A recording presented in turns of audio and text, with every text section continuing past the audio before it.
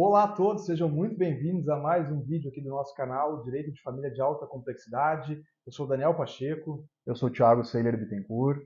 e hoje nós vamos falar de um assunto, responder algumas perguntas aqui sobre um assunto que ainda envolve muitas dúvidas sobre os seus desdobramentos, muitos questionamentos sobre isso, que é o divórcio, né, Thiago? Isso Uma aí. maneira um pouco mais geral, um pouco mais ampla. Mas então, Thiago, a primeira coisa que eu queria que tu trouxesse para o nosso público aqui é o início bem básico mesmo. Como dar início ao divórcio? Por onde eu começo com o divórcio? Ótimo. Então vamos lá. A primeira coisa, na verdade, é a pessoa adquirir aquele estado de convicção, né, sobre a impossibilidade de dar continuidade àquele relacionamento, àquela conjugalidade. Que a gente já sabe que, embora não seja um processo jurídico, é um processo emocional, psicológico da pessoa, enfim, já é um processo bastante difícil, que ela tem que vencer e que ela tem que atingir a convicção de que realmente não quer mais aquele relacionamento, de que acha que não tem mais como dar continuidade àquela conjugalidade, né? E aí, a partir desta convicção, eu diria que o primeiro passo, então, ou o segundo, Uhum. seria procurar um profissional, um advogado, especialista. A gente sempre recomenda que se procure um especialista, né? A gente sabe que tem profissionais, tem colegas que acabam, entre aspas, se aventurando, talvez por achar que vai conseguir resolver o problema do cliente, mas não tem todo o conhecimento necessário para aquela demanda, enfim, que acaba se aventurando nesse tipo de processo, de situação. Mas a gente sempre recomenda que a pessoa procure, então, um advogado especialista, e esse advogado vai organizar, eu acho, os assuntos que o divórcio contempla, para que então a parte interessada e ele possam estabelecer o que a pessoa pretende, por exemplo, em relação à guarda e convivência com os Uhum. filhos, em relação à pensão alimentícia, em relação à partilha dos bens, se existem bens a partilhar, se ela quer alterar o nome, retomar o nome de solteira ou não, enfim. Então eu diria que o primeiro passo é adquirir aquela convicção, né, com relação ao desejo de romper aquele relacionamento, e o segundo passo é procurar um profissional especialista para que as coisas comecem a se organizar, as questões jurídicas, né, e objetivas do divórcio comecem a se organizar e possa, a partir daí, ser dado andamento. Muito bom, Thiago. E eu complemento essa tua fala no seguinte sentido, pegando um gancho do que tu falou agora. Organizar, essa é a palavra. Muitas vezes as pessoas não têm ideia por onde se inicia, e é natural, até porque a maioria dos casais nunca passou por um divórcio anterior, e a busca por esse profissional, o primeiro profissional que tu vai procurar, esse profissional tem que ser um profissional da área. Ah, E a gente não está aqui fazendo lobby, não é nada disso, mas é por uma questão simples, entre aspas, e objetiva. O momento de incerteza é muito grande, a ansiedade, as dúvidas, elas explodem na nossa mente no momento desse. Daniel, e a pessoa está num momento de um abalo emocional Muito grande. muito grande, A né? maior das vezes, né? Talvez o maior da vida dela, né? Vamos comparar aqui com o luto de talvez Exato. de morte de um ente querido e tal. O divórcio é um momento muito delicado. Então a pessoa precisa de um profissional que ajude ela a organizar as ideias. Organizar as O ideias. que nós temos que resolver a partir dessa tua decisão de te divorciar, né? Então acho Perfeito. que um profissional que dê essa clareza e ajude ela a organizar as ideias, né? Maravilha. Tiago, então assim, resolvemos, o casal resolveu, não dá mais, ou uma das partes resolveu que de fato não quer mais continuar com o seu relacionamento, com o casamento. Tudo que a gente está falando aqui vale também para a união estável, no mesmo sentido, no sentido de dissolver ela. Tá? Qual que é o próximo passo? Então procure esse advogado. O que o advogado vai de fato analisar? A viabilidade jurídica do divórcio, vai analisar qual vai ser a via judicial ou não. Então, pegando já esse aspecto, eu queria que tu explicasse um pouquinho qual é a análise que a gente faz quando ingressa uma pessoa querendo buscar auxílio para um divórcio e qual é a diferença, na verdade, entre os divórcios. Maravilha. Então, eu acho que o primeiro aspecto que um profissional do direito de família tem que analisar quando chega para ele uma demanda de divórcio é se há incapazes menores de idade ou incapazes envolvidos, porque isso vai ser um divisor de águas. Se existem menores ou incapazes envolvidos, o processo obrigatoriamente vai para a via judicial, tem que ser ingressado na justiça. Se não tem menores incapazes, ele pode ser cogitado na via extrajudicial.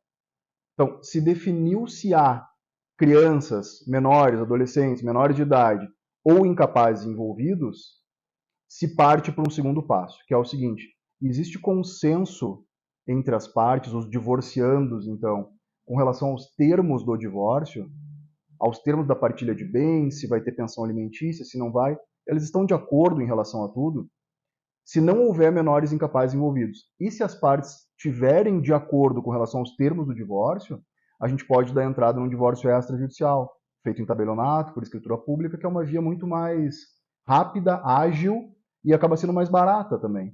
Como o procedimento é mais simples, os honorários advocatícios são mais baixos normalmente, né? As custas judiciais são substituídas pelos emolumentos do tabelionato para fazer a escritura, tende a ser um valor menor também.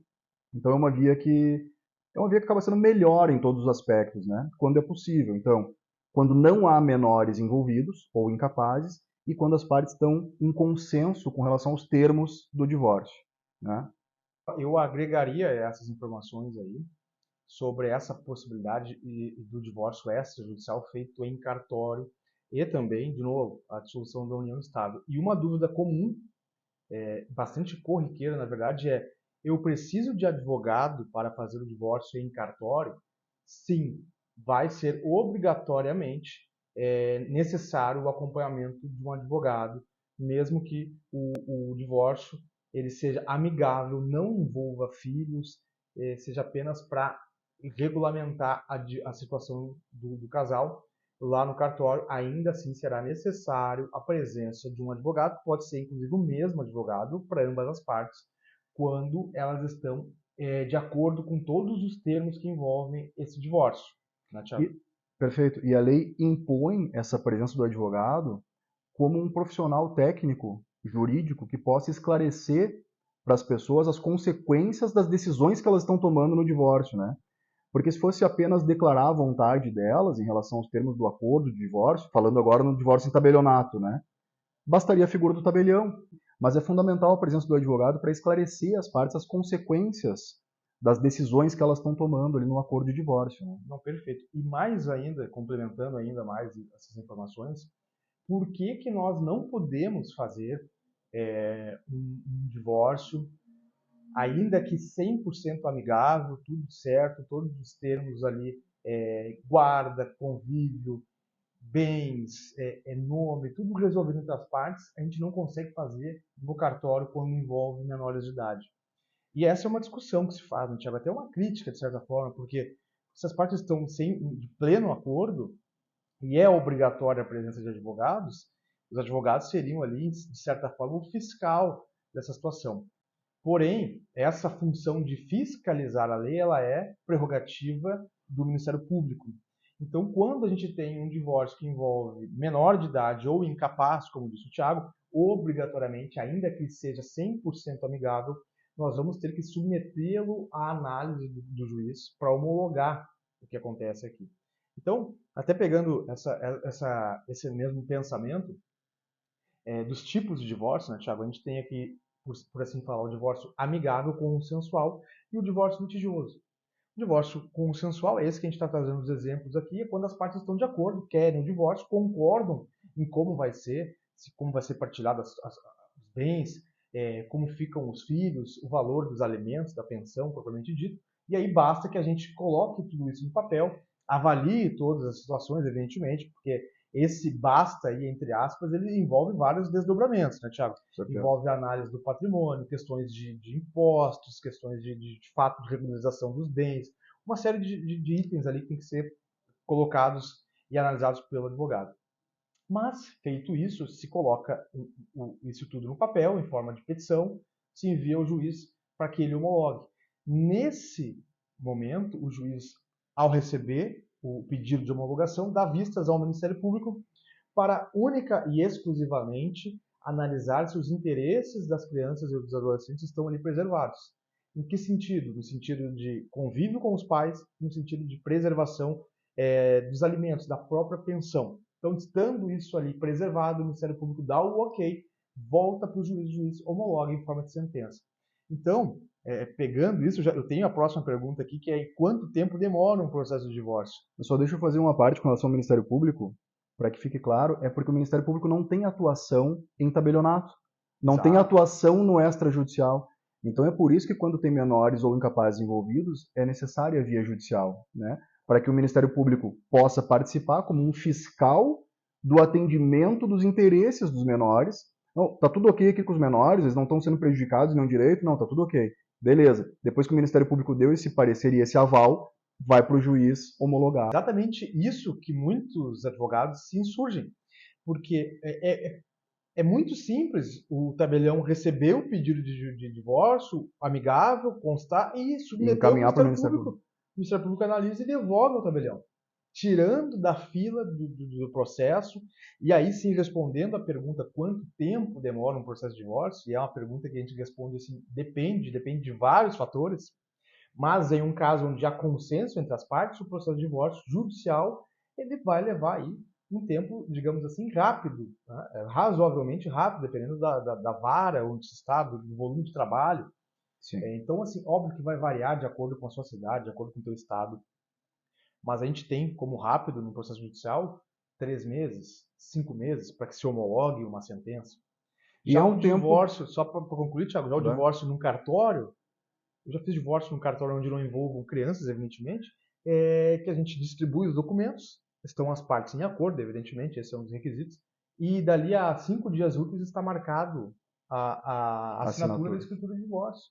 Então, olhem a Sim. diferença. O cartório é uma via extremamente rápida É, para essa questão. o que a gente eu acho que pode dizer com absoluta tranquilidade é que é o seguinte: sempre que for possível fazer o divórcio em tabelionato, pela via extrajudicial, é a melhor forma. Com certeza. Segunda melhor forma é o judicial mediante consenso, né?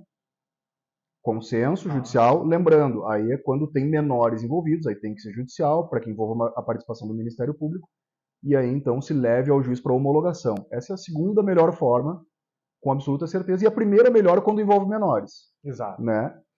Agora, quando envolve litígio, quando envolve controvérsia, quando envolve discordância das partes em relação a algum ponto, quem é que fica com os filhos, como é que vai ocorrer a visitação, e aquele apartamento que está financiado, como é que a gente vai fazer e tal. Aí tem que ir para a via judicial, né? Se instaura o que a gente chama de divórcio litigioso, e aí esse sim é o que tende a demorar um pouco mais, né, Daniel? Aí vai depender muito do teor do litígio, de quanto as pessoas querem discutir. E muitas vezes, né, Thiago, a gente sabe que o processo de divórcio ele uma das últimas, um dos últimos momentos de contato entre as partes. Então envolve questões emocionais muito fortes, questões realmente de alta complexidade. E aí o advogado tem que ter muita técnica para manejar isso, para não deixar que as emoções ultrapassem o campo do processo, aquilo que é de fato apenas legal e não E Daniel, tem emocional. aquela questão que a gente escuta muito no nosso dia a dia, né? Que é daquela famosa frase: ah, mas ele não quer me dar o divórcio. Ela não quer me dar o divórcio. Isso existe mesmo no jurídico? Existe isso? Perfeito, Thiago. A gente escuta isso bastante, até mesmo sendo reproduzido aí em novelas, filmes, essa Verdade. questão do eu não te dou o divórcio. Como é que funciona isso na prática? De fato, a gente não pode desconsiderar que exista isso ainda, essa fala ainda é legítima. Eu não te dou o divórcio. Como assim? Eu não te dou o divórcio amigável. Eu não assino junto para nós resolvermos essa questão lá no cartório, como nós falamos, ou dentro do processo judicial de forma consensual. Mas será que a outra parte ela pode negar o divórcio para o outro? Não, de forma alguma. O divórcio, pessoal, isso é uma construção recente, não faz muito tempo, ao menos desde 2010 que isso vem acontecendo. Então, para o direito isso é muito recente. A doutrina entende o divórcio como um direito potestativo das partes. O que significa isso, Thiago? O direito potestativo é aquilo que só cabe a mim exercer. É um direito meu. Não tem como eu transferir este direito. Ou seja, se eu quiser exercer, ele está garantido. Não cabe ao outro lado se defender. Não Não, mas eu cabe. não concordo. Então, no processo de divórcio, não cabe discussão com relação ao status divórcio, ao status casado para divorciado. Tanto é que os juízes hoje, ao receberem os pedidos de divórcio, eles não citam a outra parte para se manifestar acerca do divórcio em si, e sim com relação ao restante. Qual o restante, Thiago? Partilha dos bens, guarda dos filhos, pedido de pensão. Então, o divórcio é um direito da pessoa. Então, nunca fez tanto sentido aquele velho ditado que quando um não quer, dois não casam. Porque quando um não quer, dois não ficam casados. Basta com que a parte queira o divórcio e isso será decretado no processo. Até por isso que a gente fala que a sentença ela é meramente declaratória, ela declara o divórcio. Daniel, e a questão da guarda dos filhos no divórcio, como é que se define a guarda? Quais são os critérios para isso? Quais são as balizas que se utiliza para a definição da guarda dos filhos? Maravilha. Tiago, essa é uma pergunta fundamental, muito importante. E a gente vai partir aqui do viés de que estão em discussão em relação a isso. As partes estão em litígio em relação a isso, não concordam. Porque, evidentemente, se concordasse, o juiz olharia apenas para homologar o que eles estão colocando. Então, hoje no Brasil, a guarda ela é compartilhada. Essa é a regra absoluta do nosso ordenamento jurídico. A guarda dos filhos ela é exercida de forma compartilhada. O que muitas pessoas ainda não entendem, Thiago, é que a guarda compartilhada nada tem a ver com a relação do convívio entre pais e filhos. A guarda ela é um instituto que toca no sentido dos direitos e deveres dos pais. Então, o compartilhamento, nesse caso, é de deveres dos genitores, deveres para com a prole, para com o filho, deveres mútuos de cuidado, de assistência, de acompanhamento, dever de informação de um ao outro, aquele que não reside com a criança.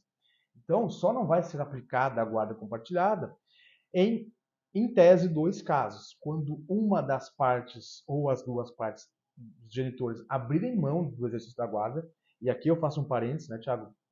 Porque já vem se discutindo se essa previsão que está na lei ele ainda se sustenta, porque aí a gente traz aqui um princípio, que é o princípio da paternidade ou maternidade responsável. Seria basicamente se é permitido a um pai ou uma mãe abrir mão da guarda. A discussão é justamente essa, e eu entendo que não é permitido um pai abrir mão da guarda, ou a mãe abrir mão de um dever, que é o exercício da guarda, inclusive.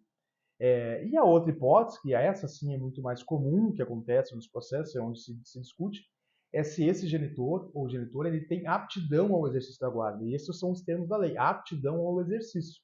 O que significa isso? Se aquele pai ou mãe não expõe a criança a riscos psicológicos, maus tratos, se ele de fato é apto para o exercício familiar, para o exercício da manutenção saudável da rotina da criança, e nada tem a ver com finanças, tá, Thiago? Isso não se confunde com se ele é apto financeiramente falando. Eu digo, ele é apto emocionalmente falando. Essa seria a palavra mais correta. E aí, feita essa distinção, a guarda compartilhada como regra geral, a gente já sabe que é isso. Então não adianta querer brigar no litígio com relação a isso. A guarda vai ser compartilhada. E a guarda é compartilhada, mas o convívio, então, é algo separado que deve ser definido. A guarda compartilhada não é o compartilhamento do tempo da criança, metade com o pai, metade com a mãe. É isso, né? Exatamente isso. A guarda compartilhada é o compartilhamento dos deveres e responsabilidades sobre a criança. Aí eu vou para o próximo ponto, o convívio, que é o que está dizendo, o arranjo de convívio. A famosa visita, né? A gente não usa visitas, pai não visita filho, filho não visita pai, convive com os pais. E aí vai ser feito ali, de fato, qual que é o melhor arranjo, o que melhor se adapta à rotina daquela criança com os pais. Lembrando sempre, Thiago, isso eu faço questão de frisar, que o convívio é um direito fundamental da criança e do adolescente. Não é um direito dos pais conviver com os filhos. Eu digo um direito do ponto de vista legal. Ele é um direito, antes de mais nada, direito dos filhos de conviver com os pais. Por isso que aquele genitor que impede e obstaculiza esse convívio, ele deve ser punido. Por isso a gente tem leis aqui que a gente poderia adentrar em outros vídeos falar sobre isso, lei de alienação parental e por aí vai. Então, via de regra, essa criança vai permanecer morando na casa da mãe, como base de moradia, base de residência, e vai ter ali o período de convívio com o pai, que vão se dar normalmente em finais de semanas alternados, e aí alguns outros eventos, até mesmo semanais, dependendo de como é o contato desse pai, a distância que ele mora, enfim. E aí vai ser dividido, né? Datas festivas, Natal, Ano Novo, e todas essas questões que envolvem dúvidas com relação na hora de ter que decidir com quem a criança vai passar essas datas. Tu deu o exemplo da criança continuar morando com a mãe e estabelecer um convívio com o pai em datas pré-determinadas, em caso de litígio, obviamente, em caso de acordo, as pessoas ajustam como bem entenderem esse convívio. Mas a criança pode ficar com o pai e conviver em finais de semana alternados e datas pré-estabelecidas com a mãe? Pode ser o contrário? Maravilha, Thiago. Essa pergunta é muito interessante porque muita gente acha que isso não é possível ainda. Eu falava que, via de regra, a criança fica como base de moradia, mas é evidente que existem exceções para todos os casos. Exceções no sentido de quando a mãe não exerce a sua maternidade da forma mais voltada ao interesse da criança. O que significa dizer isso? Ela negligencia os cuidados, ou de fato afasta o convívio da criança com o pai. Então tudo isso pode acabar, Thiago, gerando um contrassenso, que é o que? A criança residindo fixamente com o pai e tendo ali o seu convívio com a mãe regulamentado. Sem falar nos casos que a gente chega de ter aí que acabar, evidentemente, utilizando a guarda unilateral em favor do pai, inclusive, porque isso é possível e é viável, está lá na lei. Tiago, outra questão importante que nos surge com muita frequência é a seguinte dúvida: como fica a pensão alimentícia no divórcio, na separação?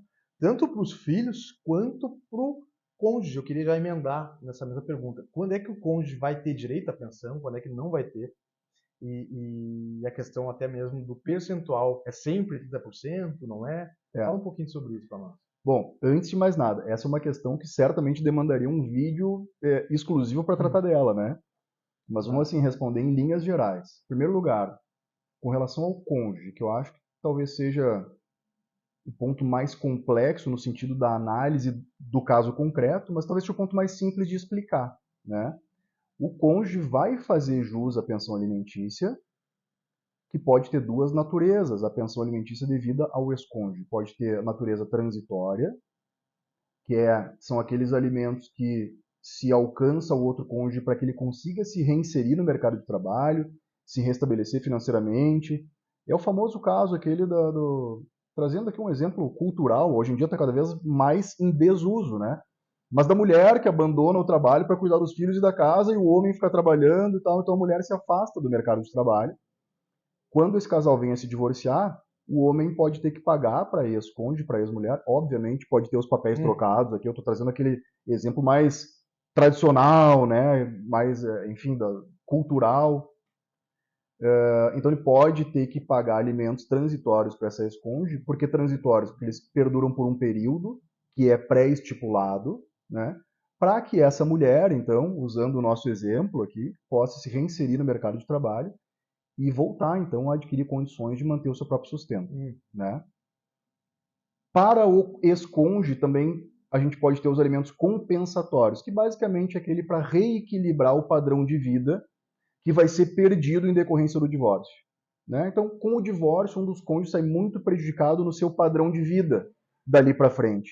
E aí entram os alimentos compensatórios, né? Que um cônjuge mais favorecido vai pagar o outro para uma espécie de manutenção do equilíbrio financeiro entre os dois. Esses alimentos para o ex-cônjuge, que tem essas duas possibilidades. Para os filhos, tem aquela velha dúvida, né? Mas são 30%, né? Que a gente escuta muito, não, os alimentos são 30%. E aí, na verdade, não, né? Na verdade, não. Na verdade, depende muito, né? O alimentante lá, o genitor, o pai ou a mãe que vai pagar a pensão alimentícia para o filho. Em primeiro lugar, quem paga a pensão é quem não ficou morando com os filhos, né? Se os filhos ficaram com o pai, é a mãe que vai pagar a pensão para os filhos. Vice-versa. Então, esse alimentante, esse genitor, esse pai ou essa mãe que vai pagar a pensão, ele tem um vínculo de emprego, ele tem carteira assinada, ele recebe um salário fixo todos os meses. Nesse caso, a gente pode pensar num percentual sobre o salário dele. Obrigatoriamente 30%? Não. Daqui a pouco é só para um filho. A gente pode falar perfeitamente em 15%, 20%, dependendo das necessidades do filho, né? São para 2 filhos, 3 filhos, opa, daí já se pensa em 30%, 35%, dependendo da situação, né? Mas é muito importante a gente desfazer essa ideia dos 30%, né? Isso é apenas um parâmetro que vai ser adequado para alguns casos e para outros não, né? Perfeito. O cara é advogado. Advogado, não tem carteira assinada, advogado autônomo. Como é que se fixa a pensão alimentícia em favor do filho ou da filha? Normalmente, o parâmetro que a gente mais usa é salários mínimos, né? Meio salário mínimo, um salário mínimo, 2, 3 salários mínimos. Mas, Thiago, o que vai determinar esse 1, 2, 3 salários mínimos que tu acabou de falar? O que vai determinar, e isso serve de balizador para todas as formatações de alimentos, de pensão alimentícia, as necessidades de quem vai receber, quais são as necessidades de quem vai receber, versus as possibilidades de quem vai pagar, né? Esse que a gente chama de binômio alimentar, né? Necessidades versus possibilidades, é o que vai determinar, então, a quantificação da pensão alimentícia. Seja em forma de percentual, seja em forma de valor, a gente pode estabelecer 2, 3 mil, 4, 5 por mês, também pode ser em valor, assim como pode ser em salários mínimos também, 1, 2, 3, 4, enfim. O que vai determinar é as necessidades de quem recebe versus as possibilidades de quem paga. Daniel, e vamos agora voltar para aquele caso do divórcio consensual, tá? Foi em tabelionato ou foi feito na justiça, o juiz homologou, enfim. Mas foi consensual, as partes fizeram um acordo em relação à partilha, em relação à pensão alimentícia. E aí um dos lados não cumpriu com a sua parte naquilo que ficou acordado. Ele concordou com aqueles termos, mas não cumpriu. O que o outro pode fazer? Boa questão, Thiago. Interessante essa questão. Por quê?